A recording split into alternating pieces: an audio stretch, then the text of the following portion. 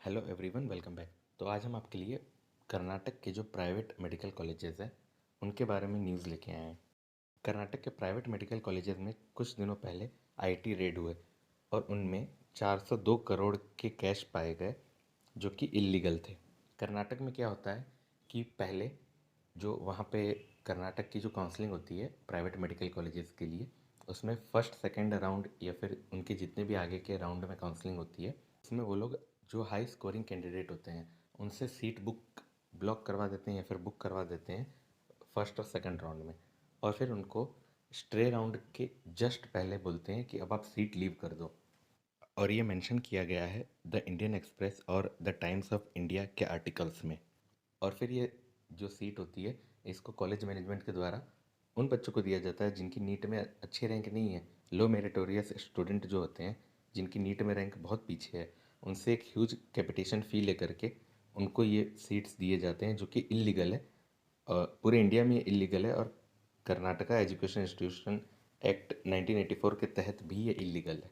और जैसा कि आप सब देख सकते हैं यहाँ मेंशन किया गया है कि इनकम टैक्स डिपार्टमेंट के द्वारा कर्नाटक के कई प्राइवेट मेडिकल कॉलेजेस में रेड किए गए और ये पाया गया कि जो एमबीबीएस, बीडीएस और पीजी कोर्सेज में जो एडमिशन्स होते हैं वो सही तरीके से नहीं होते।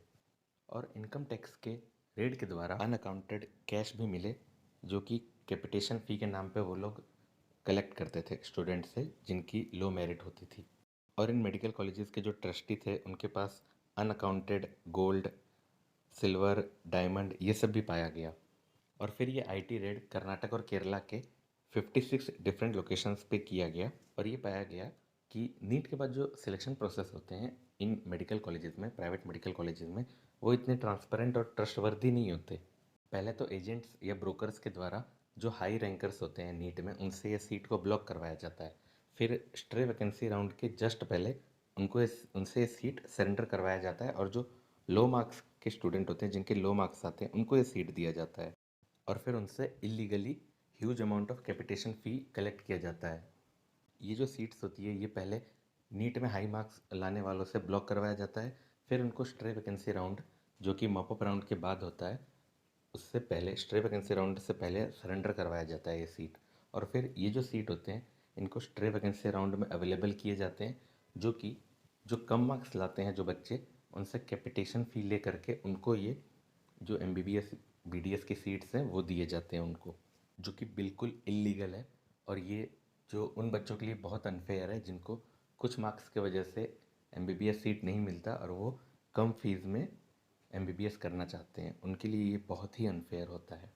और ये कैपिटेशन फ़ी कलेक्ट करने के लिए कॉलेज के ट्रस्टीज़ और जो की पर्सन होते हैं उनके द्वारा ही एजेंट या ब्रोकर रखे जाते हैं और ये वो एजेंट या फिर ब्रोकर बोल लीजिए उनको, वो लोग ये काम करते हैं।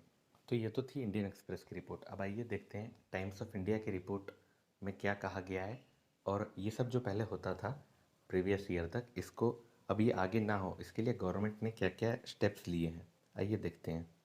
तो फिर देखिए, पहले अगर कोई स्टूडेंट हाई मार्क्स स्कोर करता था और वो ये सीट को ब्लॉक करता था, सीट को बुक करता था पहले और फिर इसको सरेंडर करता था, तो पहले जब सीट सरेंडर करते वक्त उसको पहले 5 लाख रुपीज़ की फ़ाइन देनी होती थी। अब वो फ़ाइन 25 लाख रुपीज़ की हो गई है। तो पहले अगर कोई स्टूडेंट ऐसा करता था कि एजेंट या ब्रोकर के द्वारा सीट को पहले ब्लॉक कर दे फिर उसे स्ट्रे वैकेंसी राउंड के पहले सरेंडर कर दे, तो उसे 5 लाख रुपीज़ की जो अमाउंट है फ़ाइन वो देनी पड़ती थी। अब उसे ये फ़ाइन 25 लाख रुपीज़ देनी पड़ेगी। तो ये गवर्नमेंट का एक बहुत ही बढ़िया स्टेप है ये सब जो हो रहा था कर्नाटक में उसे रोकने के लिए। और इसके साथ ही जो एजुकेशन मिनिस्टर है के सुधाकर जी, उन्होंने बताया कि गवर्नमेंट ये स्टेप सीट बुकिंग को रोकने के लिए ले रही है जो कि हर साल होता है। और यहाँ पे मेंशन किया गया है कि प्राइवेट मेडिकल कॉलेजेस जो होते थे वो पहले जो नीट में अच्छे रैंक लेके आए हैं जो बच्चे जिनके हाई स्कोर है उनसे पहले सीट बुक करवाते थे और फिर उनको मॉपअप राउंड के बाद सीट को सरेंडर करवाते थे उनसे।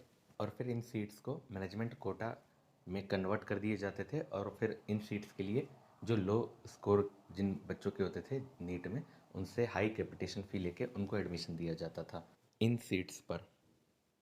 तो दोस्तों ये एक बहुत ही बढ़िया गुड न्यूज़ थी आप सभी के लिए। और अब अगर इस साल से आपको कुछ मार्क्स की वजह से गवर्नमेंट मेडिकल कॉलेज नहीं मिल रहा आपके स्टेट में या फिर ऑल इंडिया से, तो आप इन प्राइवेट मेडिकल कॉलेजेस में भी अब एडमिशन ले सकते हैं। तो उम्मीद करते हैं आपको ये वीडियो पसंद आया होगा। मिलते हैं आपसे अगले वीडियो में। Thank you.